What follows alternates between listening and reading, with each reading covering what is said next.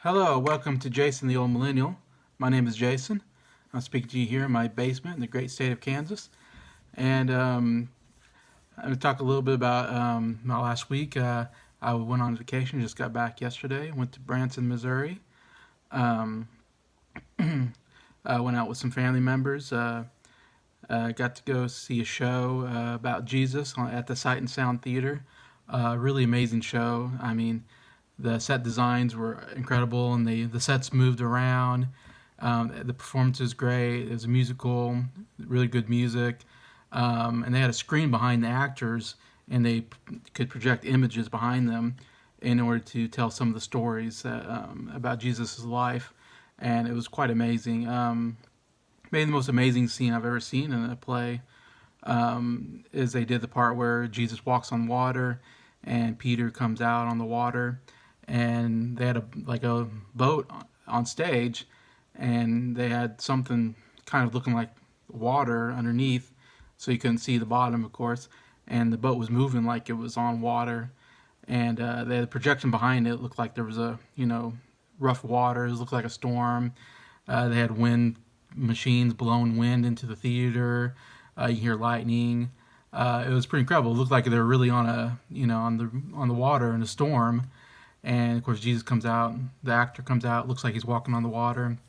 And Peter comes out and all that. And it was just an amazing, amazing scene to see on stage. I never thought they could do something like that on a stage. I mean, it was really incredible. Of course, very emotional. Anytime you talk about Jesus, and of course having to deal with his death and resurrection, it's a very emotional sequence. Anyway, so yeah, just absolutely amazing. Totally recommend seeing the Jesus show at the Sight and Sound Theater in Branson. Then we went to the Whitewater Park, water park in Branson. Spent a day there. If you can tell, I'm sunburned quite a bit. Maybe you can see a little bit of my face. Mostly my back. My back is just red as red can be. So I'm still kind of in a little bit of pain from all the sunburns from that day, and I'm pretty sore. Then we went to Silver Dollar City, which I've been going since I was a kid. It's one of my favorite places to go. It's an amusement park with lots of rides, lots of music, kind of a country style theme park.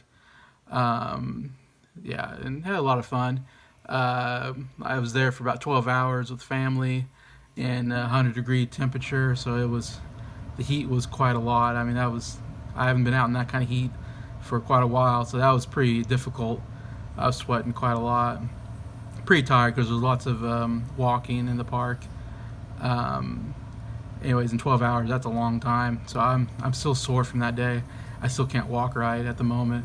I kind of shuffle around. So hopefully I'll feel better in a couple days when I go back to work. Anyway, so I was doing that this last week. Um, I got back yesterday. Branson, place I've been to, we've been going to vacations since I was a kid with my family. Last time I was there, I think it was about 3 years ago. I went with the family. 5 years ago, I went there on my honeymoon with my wife. Went to Branson, so it's always a special place in my heart. Totally recommend going to Branson for a vacation. Anyways, just updating you on this last week for me. But I also wanted to do a top 10 list. Um, this time, instead of doing music or movies, I was thinking about doing one on sports a little more. I was just thinking back. I get these thoughts every once in a while about like my childhood, and I get real nostalgic about things that were happening when I was a child. And I just kind of came up with this list just off the cuff. And this is my top 10 childhood favorite athletes. Or these are kind of the athletes that, yeah, they were my favorite when I was a kid. This is more of nostalgia, thinking back. I was born in the 80s, grew up in the 90s, so all these athletes were popular in that period of time. Uh, Anyway, so this is just something fun I wanted to kind of explore. So number 10 on my list is Marcus Allen. He was a running back for the Kansas City Chiefs back in the, I don't want to say early mid 90s. He was he's probably a Hall of Fame running back. I'm sure he was a really good running back. He used to play for the Oakland Raiders, and they won a Super Bowl, which I believe he was a Super Bowl MVP back in the 80s. And he was one of the top running backs in the 80s for sure. Of course, I'm a Kansas City Chiefs fan. I've been my whole life, especially in the early '90s when I really started paying attention to the Kansas City Chiefs when I was a kid. And I can remember Marcus Allen came to Kansas City. That was like kind of a big deal. Even though Marcus Allen wasn't exactly in his prime anymore, he was still a pretty good running back. And I was a big Chiefs fan in the '90s, of course, like always. Of course, Chiefs have been unbelievable the last 3 years, so they've been really fun to watch. But there was a dead period where they weren't very fun to watch. But the '90s was a fun time. Martin Schottenheimer was a great coach, and they had a lot of success. Really, '90s never, of course, won a Super Bowl or went to a Super Bowl. They went to AFC Championships only one time in the '90s, but they made the playoffs, I think, most of the time, anyways, in that time period. But I just remember, yeah, being a big fan of Marcus Allen. I think he played maybe 5 years in the '90s for the Chiefs, so still have a lot of good thoughts about him. Number 9 on my list is John Stockton. He was a point guard in the NBA, and these are all professional athletes, by the way, that I'm put on my list. He played for the Utah Jazz for his whole career. I believe probably started in the '80s, I'm guessing. Then I don't know if he made it to the 2000s before he retired or late '90s. One of the greatest point guards of all time. Of course, he holds the records for most assists in a career and most steals in a career. And assist records are just unbelievable. It's like almost like 15,000 or something like that. And nobody comes close to that. I don't think anybody's going to come close to his assist record. Just unbelievable. And of course, when I was a kid, yeah, I've always loved good point guards, even as a kid. And so I was always a big fan of John Stockton. It was funny because he's not a flashy player at all. He's kind of just he doesn't have anything. You don't look at him and think NBA, great NBA player. Just looking at him, he has kind of a simple haircut. He always wore those short shorts. Even to the end of his career, I think he always wore short shorts instead of the baggy shorts that they eventually did. So he's kind of almost old school. And his passes weren't necessarily flashy, but he's such a great passer, such a great running the offense. Also could shoot the ball great. Good defensive player. I mean, all around really great player. Hall of Famer. He was on the '92 Dream Team. I was so big fan of that Dream Team when I was a kid. I mean, that was so amazing to watch them play in the '92 Olympics. And yeah, and I just loved. I was I don't have a team because there's no team from Kansas, so I just kind of went with my favorite players and John Stockton. So I was always rooting for the Utah Jazz during the '90s. And when they went to the finals 2 years in a row against the Bulls, I was rooting for the Utah Jazz. I really wanted to see John Stockton and Karl Malone win a championship because I thought they were so good, so fun to watch together. And in fact, when I was in junior high, I think, I had a John Stockton basketball jersey. I never had a Michael Jordan jersey or anybody else. I've only owned one basketball jersey, and that was John Stockton. I think because I could see myself maybe more of a John Stockton type. I played basketball in school. Not that I wasn't a point guard, but I guess for me, I thought I can never be Michael Jordan. I'm never going to dunk the ball. I'm never going to do amazing athletic things. But I could be like a John Stockton. I could, be someone who can be good at passing the ball, shooting the ball, that kind of stuff, the fundamentals. I could be that. I can't be Michael Jordan. So I think that's why I kind of liked Stockton so much, or I could see myself more into his style of play. Anyway, so number 9 is John Stockton. Number 8 is Ken Griffey Jr. He was a baseball player, especially in the '90s. Played for the Seattle Mariners. Probably the only player that's not from Kansas or played for one of the Kansas teams I have on here. But I just remember as a kid, I suppose he must have been in a lot of commercials. Because I remember I knew who he was. I didn't know a lot about baseball. I knew more about basketball and football. I knew a little bit about baseball, but I didn't watch it as much. But I knew Ken Griffey Jr. because I think he must have been just all over the place. And so I just kind of had this idea as a kid that he was like the greatest player. And he was a really good home run player. Of course, I always loved the home run players when it comes to baseball. Mark McGwire, Sammy Sosa, or Ken Griffey Jr. were my favorite players. If I was watching a game, I'd probably watch one of them play. If I wasn't watching the Kansas City Royals, of course. The Royals were pretty bad for a while, so they weren't that much fun to watch either. But probably the reason why I liked Ken Griffey Jr. so much the most is because I had Super Nintendo in the '90s, and I had a Ken Griffey Jr. baseball video game, and that was one of my favorite video games to play. And Ken Griffey Jr. was the only real player in the game. All the other players were made up. So, but you could play as Ken Griffey Jr. And of course that was fun because he was always hitting home runs. So it was fun to play for the Seattle Mariners on the game. And I loved playing that game. I played it so many times. And so I think that's why I got in my mind Ken Griffey Jr. is one of my favorite baseball players. That was number 8. Number 7 is Bo Jackson. One of the greatest athletes probably ever to play. Played baseball for the Kansas City Royals. Also played football as a running back for the Oakland Raiders. But I think most of him, of course, I think of him mostly as Kansas City Royals baseball player. But I mean, he's just an amazing athlete. I mean, he was a big, strong guy who was also super fast, and he did some of the most amazing. They say he's a really good running back. He's the only athlete I believe that I know that went to the All-Star game in both baseball and went to the was a Pro Bowler in football. I don't think any other athlete has ever done those two things or been able to get into both All-Star games in two different sports. Of course, not very many athletes do two professional sports, so that's pretty amazing that he made it as a professional athlete in two sports. His career was kind of cut short, I think, because he got injured in football. So he didn't have quite the long career that you'd hope he'd have. I kind of wish he would just play baseball and not football, and maybe he would have had like an amazing baseball career with the Royals, and all that. But yeah, he's another guy who was on commercials a lot. He was all over. You don't know Bo, I think was the saying. There's a lot of commercials about him and like all his athletic greatness. In baseball, he used to do things like when he struck out, he would break the bat, not just on his knee, but I think he broke it on his head. He would put the thing and break it. I mean, just incredible strength. Also, like in the outfield, he could run up the wall to catch balls, and he ran it up like Spider-Man. I mean, he can run all up the wall. Also had a great arm. He could throw people out at home base from the outfield. I mean, it's just incredible what he could do. Really good home run hitter too. Probably one of the best home run hitters we had in Kansas City Royals. Anyways, of course, being a Kansas City Royals fan, obviously a huge fan of his. I remember as a kid, I used to watch a cartoon. I can really remember. It used to be a cartoon on TV, and it had like 3 athletes, and they like fought crime or something like that. They were like superheroes, and one was Michael Jordan, one was Wayne Gretzky, and the other one was Bo Jackson. Those were the 3 athletes, and they like. And they were just playing themselves in the cartoon, and yet they like were secret like agents that fought. They got called if they needed help fighting some evildoer. Anyways, and I always loved watching that, and I always thought that was cool that Michael Jordan, obviously the greatest basketball player ever at that time, and always Wayne Gretzky, best hockey player.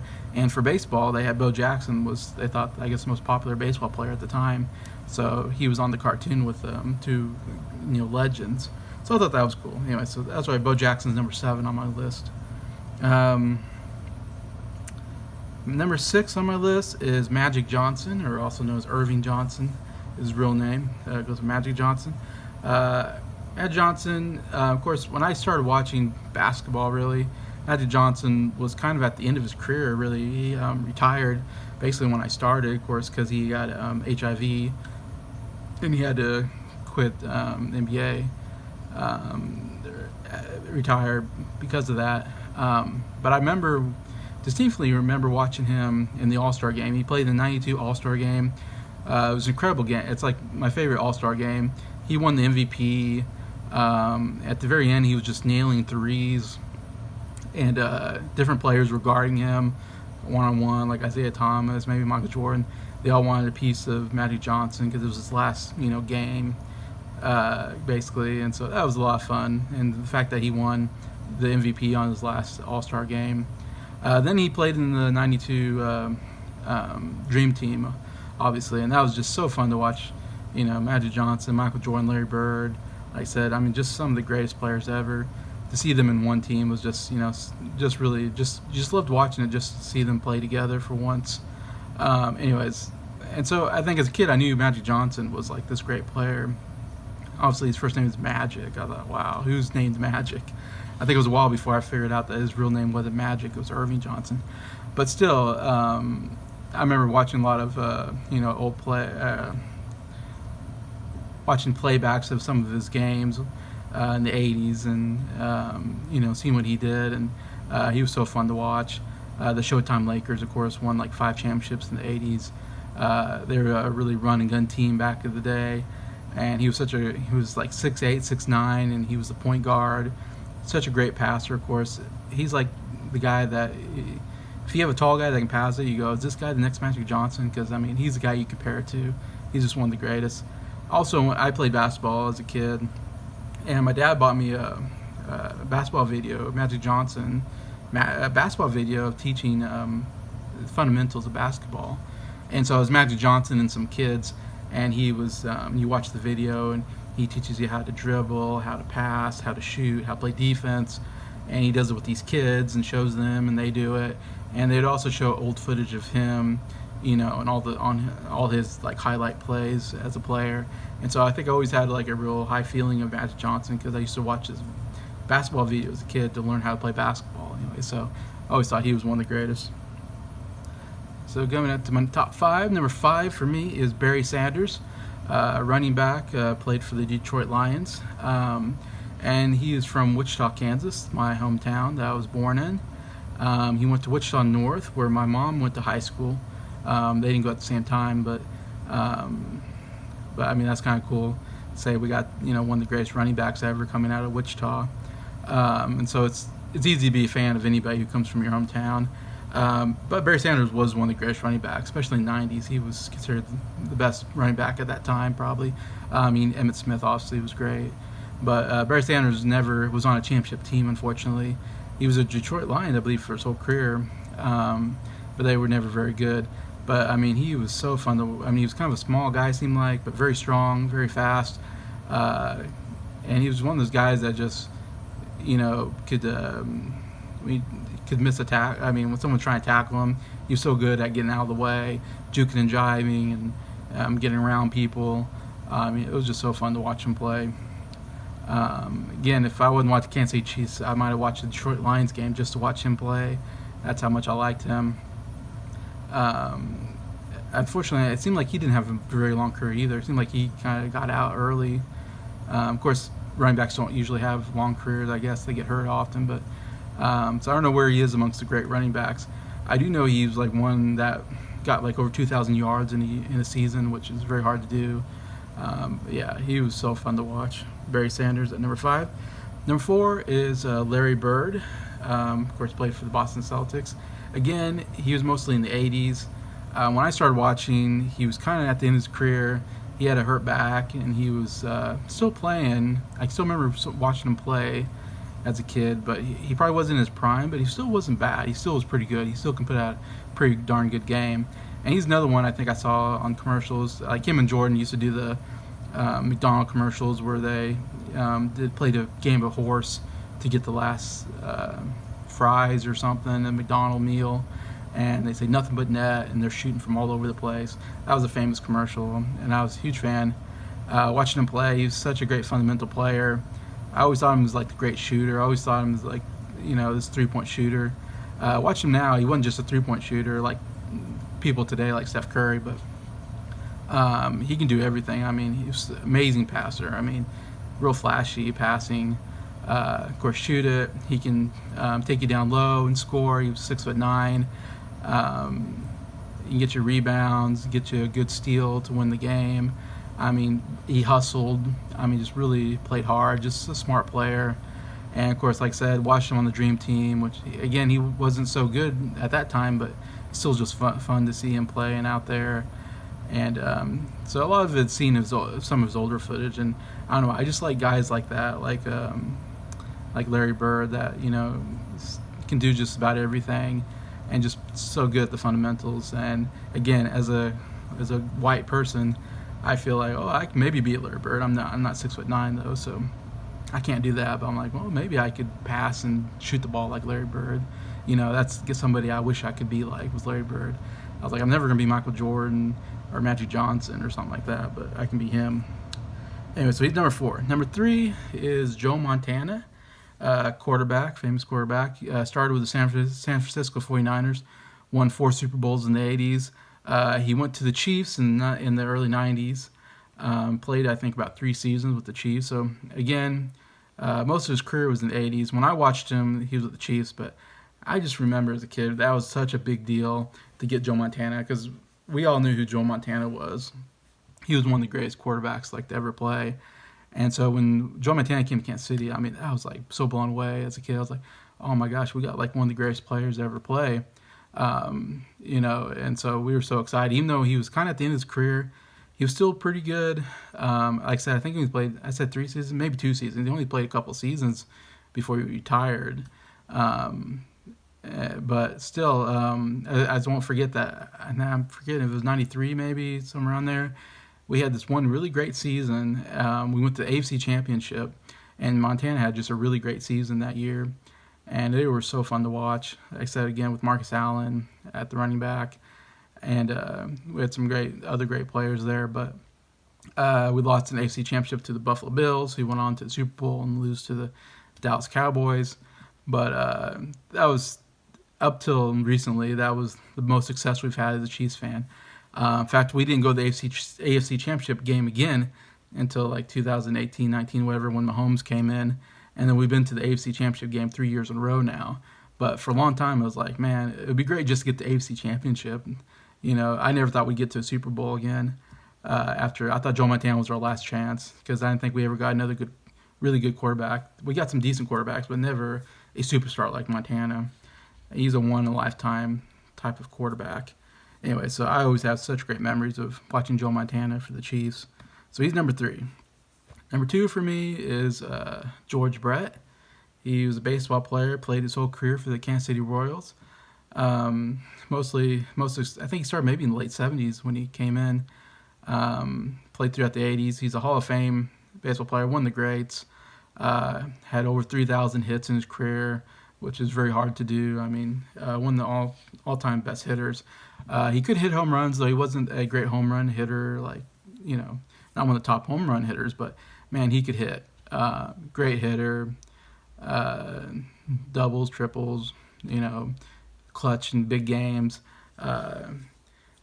When I started watching baseball, it's because my dad was watching Kansas City Royals. My dad was a big fan because he was a big fan of George Brett. Because George Brett's the best player we've ever had at Kansas City Royals. I mean, bar none. Nobody's come close, I think, to what George Brett has done for the Kansas City Royals. And he's still in this area. He still lives in the Kansas area up here where I live.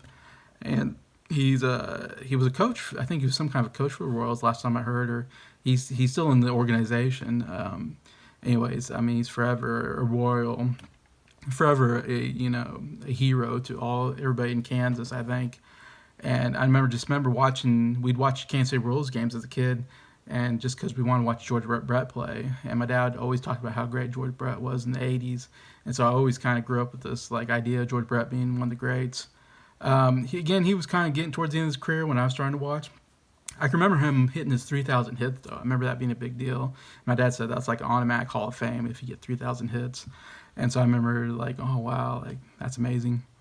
Of course, he has the famous Pine Tar game. I always love watching that game every once in a while where he hits a home run to win, I think maybe win the game. But then they say he had too much pine tar on it, and he comes out blazing out of the dugout, ready to fight the umpire. I mean, that's such a great scene. But, of course, like the 80s, I believe 84 maybe, I think he won the MVP for the major leagues. And then 85, the Royals won the World Series with him. Anyways, and that was the last one we won until 2015. We won again. So, I mean, that was such a great moment. Unfortunately, I was only 2 years old when they won, so I don't remember it. But I still have so much great feelings of George Brett, one of the all-time greats. So, number 1, not surprisingly, he's probably the most famous athlete ever to play the game. It has to be Michael Jordan. I'd love to put George Brett number 1 or, Barry Sanders, somebody from Kansas. Or played in Kansas or Joe Montana, but I can't say how big Michael Jordan. He was so huge in the 90s when I was really getting into basketball. And of course, he won 3 rings when I was a kid, 91, 92, 93. And that was incredible, those 3 in a row. And I watched all those playoffs, and I was rooting for him because I was like, my Jordan was like everybody's hero at that time. He was on all these commercials. I mean, you always saw him on TV, Nike, McDonald's, whatever. I'm sure many more now. I think Haynes eventually. But I mean, he was just the most marketable athlete we've ever had. He was so fun to watch, so athletic. Of course, he had the dunk contests were so fun to watch. He has an iconic image of him. You see his, image of him with the ball way out, about to dunk it. He has the tongue sticking out when he dunks it. I mean, such a great, iconic image. And again, of course, I watched him win 6 NBA championships in that time period in the '90s, and just nobody was greater than Michael Jordan. I mean, can't think of anybody that was more commercially successful. I mean, won all these championships, MVPs, and he was just so fun to watch because he was one of the probably all-time great pure scorers. The only reason why he's not number one on the scoring list is because he retired for like 2 years, and then came back and still won. And then he retired again and came back again. So it's like if he would just played his whole career out and not made those 2 retirements, I mean, I'm sure he would be number one in the scoring right now. But yeah, I think if you lived in the '90s, you had to love Michael Jordan. He was just so amazing to watch. Anyway, so that's my top 10 favorite athletes. Feel free to comment on what your childhood athletes were, depending on what era you were born in. Of course, you have different athletes that you kind of idolized as a kid.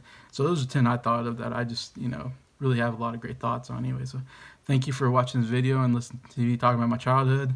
Anybody that's watching, I appreciate it, and appreciate all the subscribers to the channel. Anyways, I just really, really thank you for everything.